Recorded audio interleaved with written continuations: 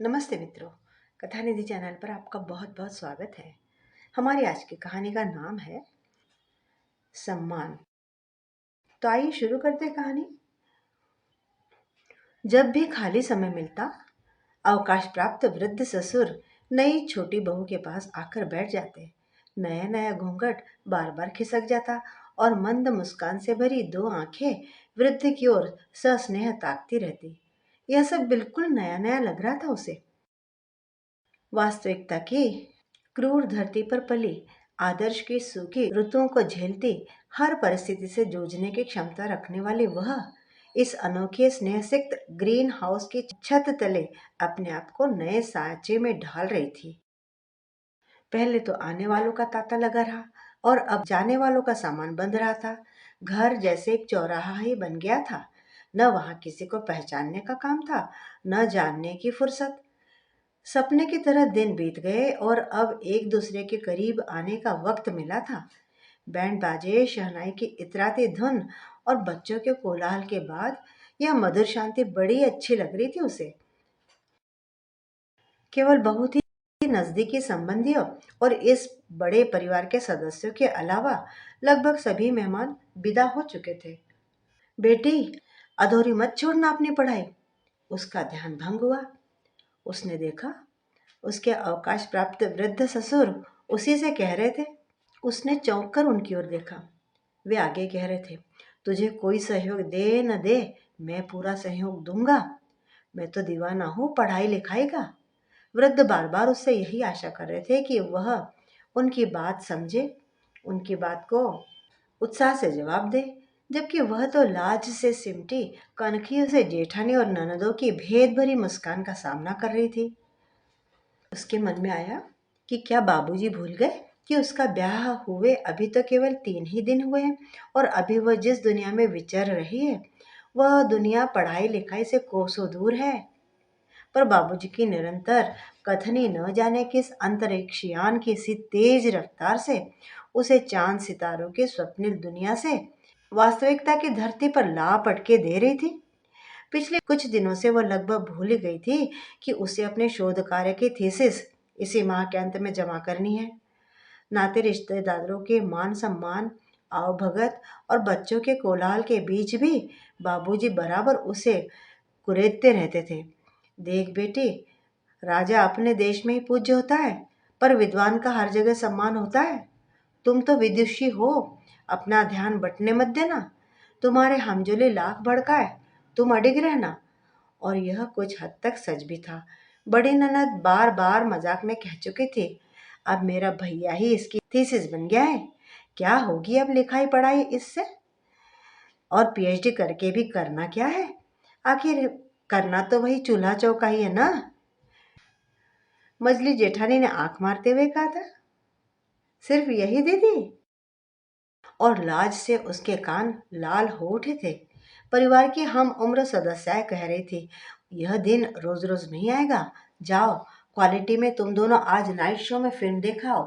भरे पूरे परिवार में दो सहमते धड़कते दिलों को मिलाने वाला मासूम एकांत क्षण, भविष्य के सुनहरे स्वप्न जाल और एक दूसरे में खो जाने के अरमान। पर घड़ी की टिक टिक की तरह बूढ़े बाबूजी की वही रट हरदम मानो कान पर चोट करती रहती और वह अपने आप को बड़ा अपराधी सा महसूस करने लगती। ओह, ज्यादा पढ़ लिख लेना भी अच्छा नहीं, जीना दूभर हो जाता है। मधुर मिलन की मीठी घड़ियों में भी एक अपराधी सी ही हो उठती वह। क्या यही चीज कभी उसकी कम पढ़ी लिखी जेठानी या बड़ी ननद को कचोटती न रही होगी? कभी नहीं। वे तो जीवन की स्थूल उपलब्धि से ही बेहद संतुष्ट दिखाई देती हैं। वह केवल सूक्ष्मतम उपलब्धि की बात क्यों सोचती है? इतने बड़े मकान की बंद हवा में वह घुटन सी महसूस करती है और इसीलिए वह छत पर जाकर आसमान के नीचे खुले में खड़ी हो जाती। एक बार वह बादल के एक सफेद टुकड़े की सूर्य किरणों के साथ होती अटखेलियां देखने में मगन थी कि उसके कानों में कुछ खुसर फुसर सुनाई दी। बाबूजी का सारा स्नेह मानो बरसात की तरह उमड़ा आ रहा था। छोटी बहू ने आज क्या खाना खाया? वह कमजोर होती जा रही है। और देखा, ढेर सारे फल उसके लिए बाजार से खरीद लाए थे वह। खाए चाहे ना खाए, हम लोगों से भी तो पूछना था। तभी उसे याद आया, नई जगह में आकर उसे भूख ही नहीं लग रही थी। यह बात जानकर कि उसे रोज रात को गर्म दूध पीने की आदत थी, ससुर अपने सामने बैठाकर दूध का गिलास देने लगे थे। फिर भी जब भूख नहीं सुधरी तो बार बार पूछते, तुम्हें क्या तकलीफ है बेटी? शर्माना मत, जरूर बतलाना। और फिर एक दिन ढेरों फल लेकर आ गए थे।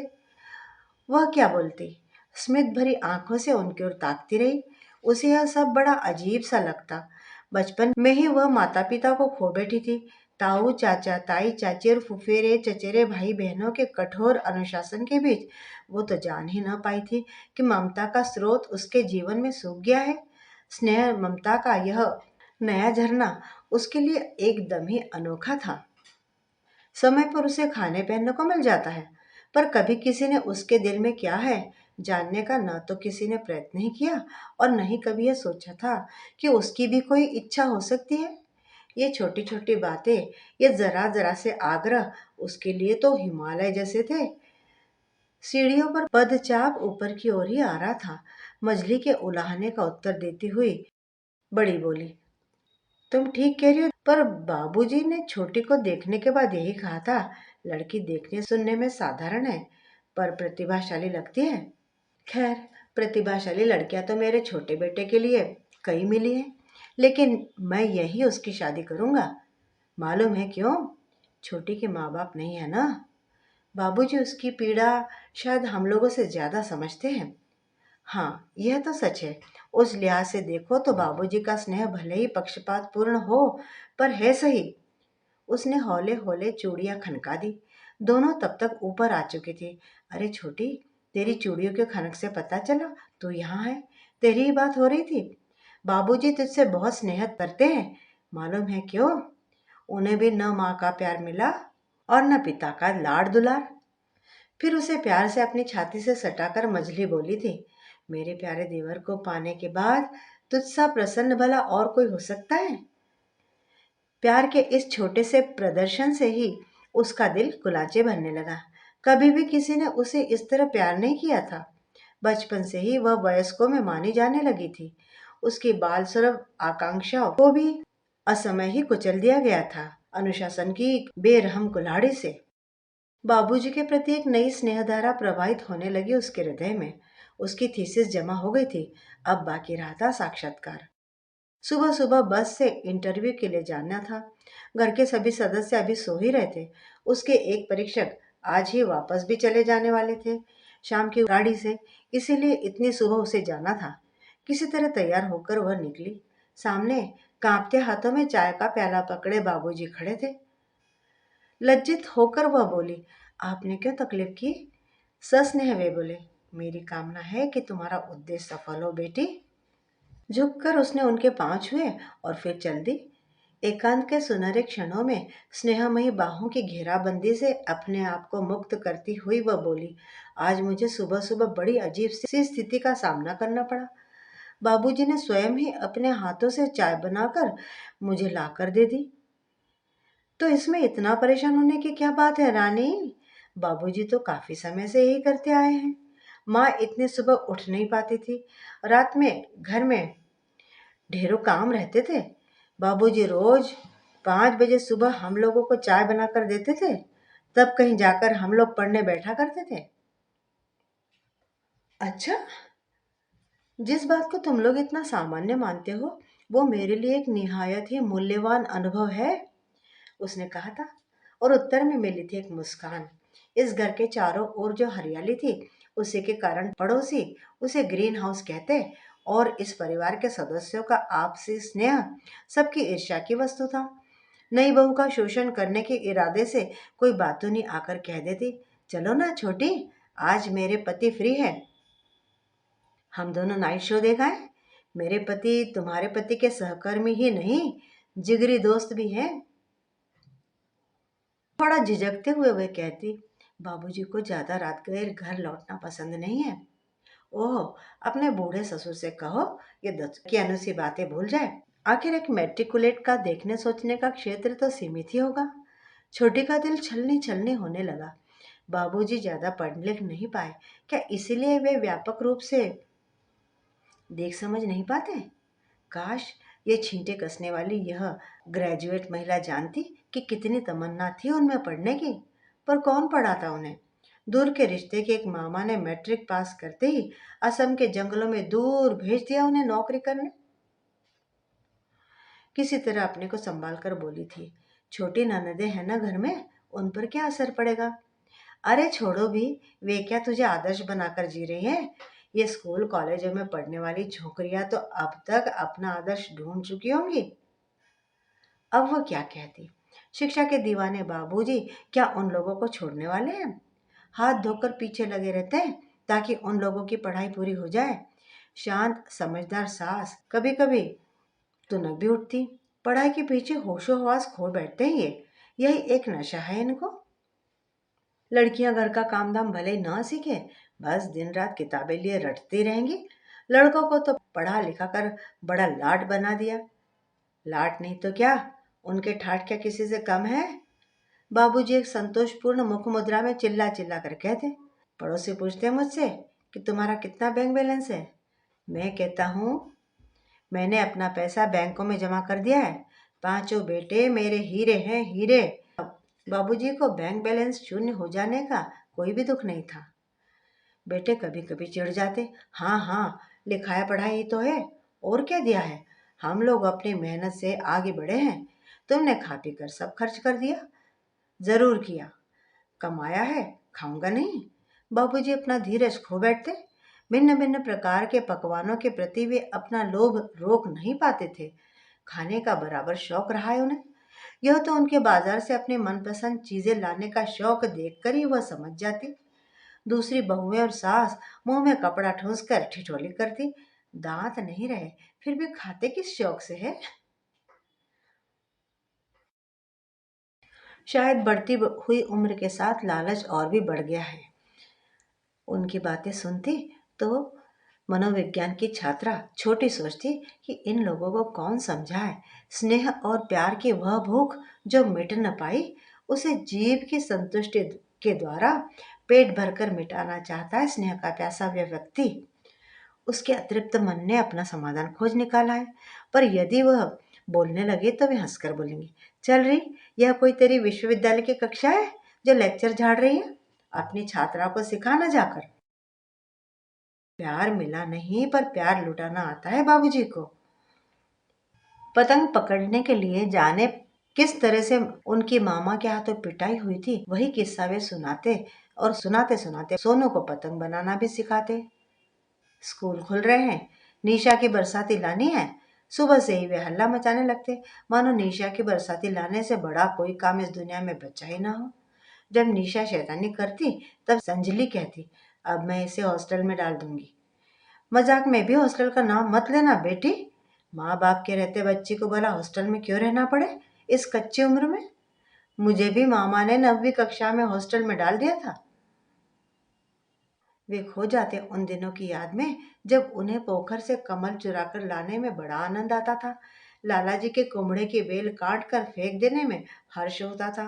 और कितना मजा आता था चाचा जी की गाय के बछड़े को छोड़ देने में, जिससे पूरा दूध बछड़ा पी जाए और लल्लन चाचा उसे गालियां सुनाने घर आदम के। इस खेल में उपलब्धि शायद भौतिक लाभ की दृष्टि से कुछ भी न होती, पर एक किशोर बालक का अहम तृप्त हो जाता था। पर किसको परवाह थी उसके अहम की? वह तो पराश्रित अनाथ बालक था। इसीलिए मामा ने उसे हॉस्टल में भर्ती कर दिया था। जाड़े के दिन थे, बहू और मामा नई रजाई दे गए थे मुझे। लड़कों ने मेरी नई नई रजाई देखी तो ईर्ष्या के कारण दौड़े दौड़े आए और हंसने लगे। अरे सोनू, रजाई है सोनू। मेरी रजाई के किनारों पर पाइपिंग नहीं थी, बस छोकरों को बहाना मिल गया। सबके सब टूट पड़े रजाई पर और सारी रुई नोच नोच कर हवा में उछालने लग गए। मैं एक असहाय किशोर था उस समय। उस रात मुझ पर क्या बीती यह मेरा दिल ही जानता है। कमरे में रुई के गुब्बारे नहीं, उसके मथे हुए अरमानों की धूल ही उड़ रही थी जैसे। मेरे देखते ही देखते उन्होंने रजाई के चिथड़े चिथड़े कर दिए। ठंड से ठिठुर कर वह जाड़ा गुजारा मैंने, पर मामा से दूसरी रजाई मांगने का साहस जुटा नहीं पाया था। जीवन भर कभी भी किसी से जिद करके कुछ मांगने का दिन ही नहीं आया कभी। आज किसी बच्चे की कोई भी जिद पूरी करके मुझे बड़ी आत्मतृप्ति होती है। वो इसी कारण, इस कच्ची उम्र में हॉस्टल में मत भेजना उसे। जबकि तुम लोग जिंदा हो, मैं जिंदा हूँ। कल से मैं पढ़ाया करूंगा निशा को, वह सुधर जाएगी। माँ बाप के प्यार में वह ताकत है जो शायद हॉस्टल के कठोर अनुशासन में नहीं है। छोटी बहू ने जब सुना तो उसकी आंखें सजल हो उठी। क्या किसी के पास थोड़ा सा भी अतिरिक्त स्नेह प्यार नहीं बचता है एक अनाथ बच्चे के लिए? थोड़ा सा स्नेह जहाँ जादू कर सकता है, सारे विश्व को अमृत में बदल सकता है, वहाँ ये समर्थ दुनिया वाले अपनी क्षमता का दुरुपयोग क्यों करते हैं?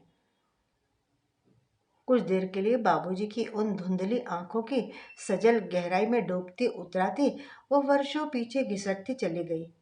प्यार का लबालब भरा प्याला किसी के होठों से लगा है, पर वह उस स्वाद की अहमियत नहीं जानता, और जिसके आगे से अचानक प्यार की भरी लुटिया खींच ली गई हो, वह प्यासे मृग की भांति भाग रहा है। और वह खो जाती अपने वार्षिक परीक्षा फल की घोषणा के दिन की याद में। वह कक्षा में प्रथम आई थी और उससे उम्र में बड़ी चचेरी बहन किसी तरह पास हो गई थी। चाची हाथ मटका मटका कर कह रही थी, देखो आजकल की बहुरूपिया लड़कियों को कैसे दीदे फाड़ फाड़ कर चीखती थी कि हाय मेरा पर्चा बिगड़ गया, इधर देखो तो पहला नंबर लेकर आ रही है। हाय कितने नाटक रचे। वह प्रथम आई है इसकी खुशी मनाना तो दूर रहा, पर कभी पर्चा बिगड़ जाने से रो पड़ने की बात बात पर चाची उलाना देना न भूलती। स्वाभाविक था कि कितना भी अच्छा विद्यार्थी हो, वो परीक्षा के दिनों में उटपटांग सोचता है, डरता है। पर उसके लिए तो स्वाभाविक बात या व्यवहार करना भी संभव न था। वह सबकी नजरों में एक वयस्क वयस्क समझदार और सख्त लड़की थी, जिसके लिए नाबालिग की तरह व्यवहार करना अशोभनीय था। और जब आर्थिक झंझटों के बावजूद बाबूजी ने उसे अपनी छोटी बहू मनोनीत किया था, तब तो मानो कहर बरपा था, कहर। क्या देख कर ले जा रहे हैं इसे? एक ने कटाक्ष करते हुए कहा था। ताई जी का स्नेह जरूर था उस पर। हौले हौले वे बोली थी, अजी ऐसा मत कहो, हमारी बिटिया का चेहरा मोहरा तो अच्छा है, हरदम हंसती आंखें, तीखी नाक और पढ़ाई में अव्वल। हाँ, उसके साधारण से चेहरे पर एक ही असाधारण बात थी, उसकी हंसती हुई आंखें। जैसे प्रतिज्ञा कर ली थी उन आंखों ने कि हर उदासी को हरा करके ही रहेगी, और यही उसका गुण बन गया था, हंसमुख बने रहना। वह अपने आसपास देखती कि इस अभावग्रस्त दुनिया में सुख सुविधा के बीच भी आदमी अभाव का अनुभव कर रहा रहता है। जो भौतिक सुखों से वंचित है वह भी, और जो सुविधा प्राप्त है वह भी। शायद भौतिक सुख दुनिया के हर कोने तक पहुंचाने में हम असमर्थ हैं, पर स्नेह के अगाध सागर से लबालब भरा यह मानव मन यदि थोड़ा सा भी सिंचन करना शुरू कर दे, हर कोई, तो सारी धरती, सारा जगत सींच जाए। इतना थोड़ा सा त्याग वह भी करेगी और करवाएगी। आखिर इसमें तो कोई खर्च है ही नहीं। आजकल की दुनिया में हिसाब से चलना पड़ता है, पर मन का कोई बजट नहीं बन सका है आज तक, और न ही प्यार का कोई मापदंड। इसीलिए जहाँ तक स्नेह प्रेम खर्च करने का सवाल है, बेझिझक आगे बढ़ा जा सकता है। वहाँ न कोई ऑडिट होगा और न कोई चार्ज। पर कितना हिसाबी है मानव मन। हो सकता है कभी कोई माप निकल ही आए और स्नेह का भी हिसाब देना पड़े। शायद यही सोचकर स्नेह के भंडार भरे पड़े हैं और रोते दिलों को लुटाने को कोई तैयार नहीं। दूरदर्शी समझदार आदमी की जात। खिलखिलाकर हंस पड़ी थी वह। कैसी पगली हो तुम, मन ही मन हंसती हो और रोती भी हो। पति की मीठी झिड़की सुनकर चुप हो गई थी वह। फिर तुनक कर बोली, क्यों, हंसने पर कोई टैक्स तो है नहीं। और जहां तक रोने का सवाल है, तुम्हें पाकर तुम लोगों के बीच इस ग्रीन हाउस की ठंडी छांव में रोकर भी शांति मिलती है मुझे। मानो बीती कड़वी यादों को धो धोकर बहा बहा दे रही हूं मैं। कड़ाके की सर्दी पड़ रही थी। परिवार के सभी सदस्य रजाइयों में दुबके पड़े थे, पर इतना शोरगुल होने लगा कि एक एक कर सब उठने को मजबूर हो गए। बैठक से शोरगुल की आवाज आ रही थी। एक एक कर सब भीतर झांकने लगे। आइए आइए। छोटे का सदा साहस स्वर। मेज पर एक बड़ा सा केक रखा था और चाय की प्यालियां सजी थी। सारे बच्चे बाबूजी को खींचकर मेज तक ला रहे थे। छोटी ने प्यालियां भरनी शुरू की।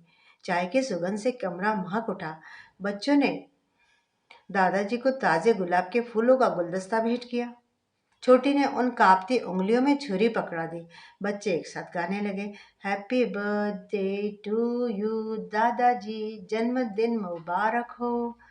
परिवार के सदस्यों ने भुने हुए काजू के साथ चाय की चुस्की ली। केक का बड़ा सा टुकड़ा छोटी ने बाबूजी को पकड़ा दिया। कनखियों से सास की ओर देखा बाबूजी ने।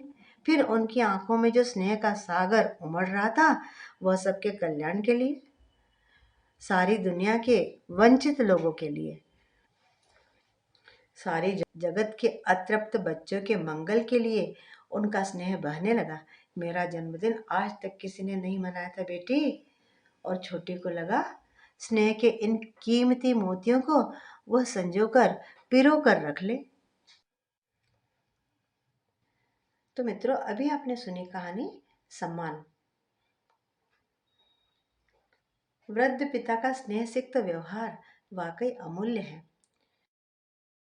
उम्मीद करती हूँ कि आपको वो कहानी पसंद आई होगी। कमेंट करके बताइएगा ज़रूर। और हाँ, चैनल पे नए हो तो चैनल को सब्सक्राइब ज़रूर कर लीजिएगा। मिलती हूँ जल्द ही एक नई बढ़िया सी कहानी के साथ। तब तक विदा। आपका दिन शुभ हो।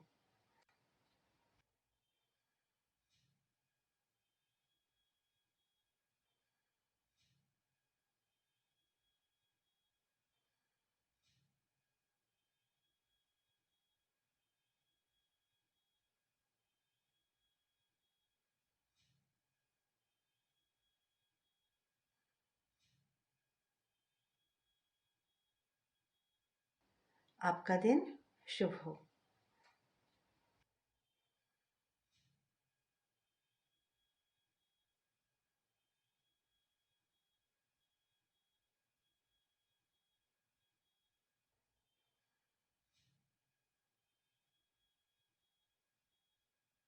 बढ़िया सी कहानी के साथ। तब तक विदा। आपका दिन शुभ हो।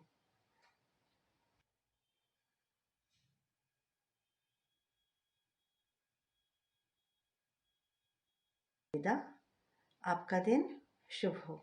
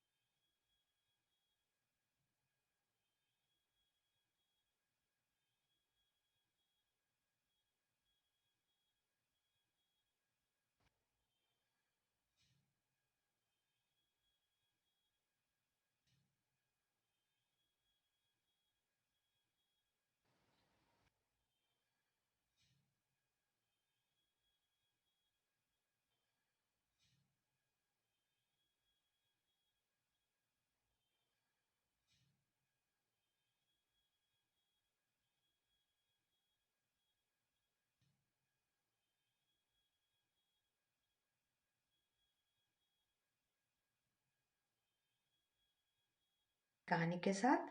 तब तक विदा। आपका दिन शुभ हो।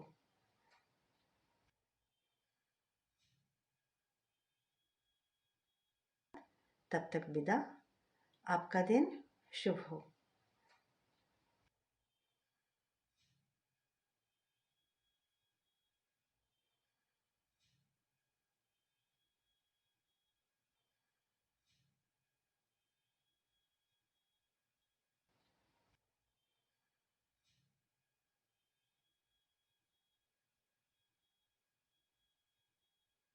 शुभ हो।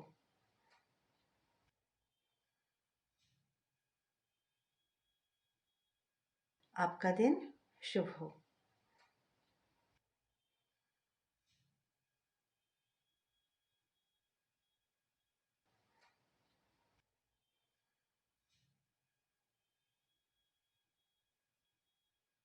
आपका दिन शुभ हो।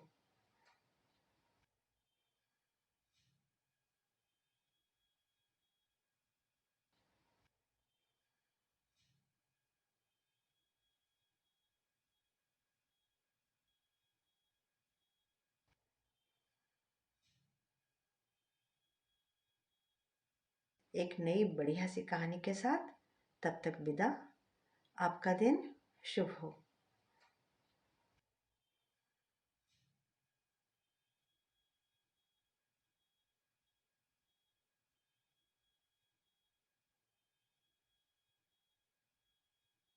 विदा। आपका दिन शुभ हो।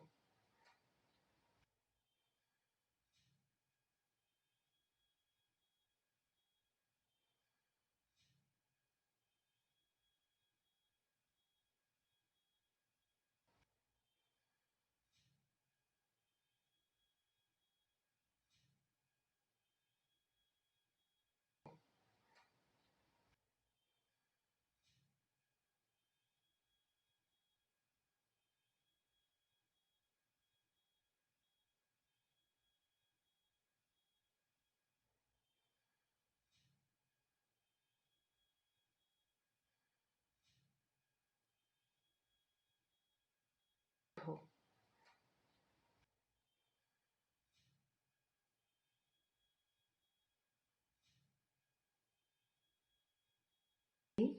एक नई बढ़िया सी कहानी के साथ। तब तक विदा।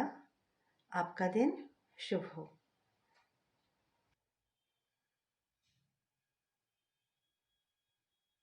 जल्दी ही एक नई बढ़िया सी कहानी के साथ। तब तक विदा। आपका दिन शुभ हो।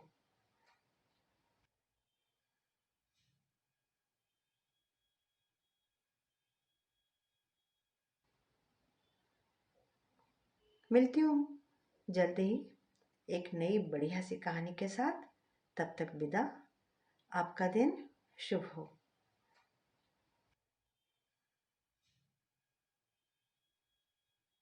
शुभ हो।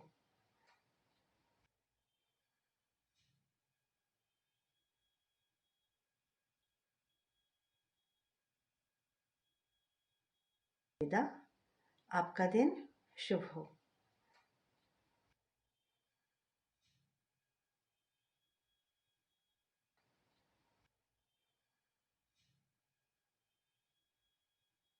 पे नए हो तो चैनल पे को सब्सक्राइब ज़रूर कर ली तो चैनल को सब्सक्राइब ज़रूर कर लीजिएगा।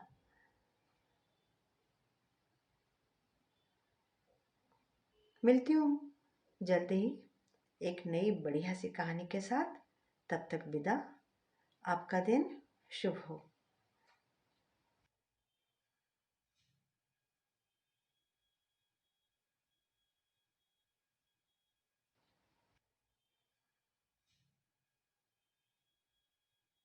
साथ। तब तक विदा।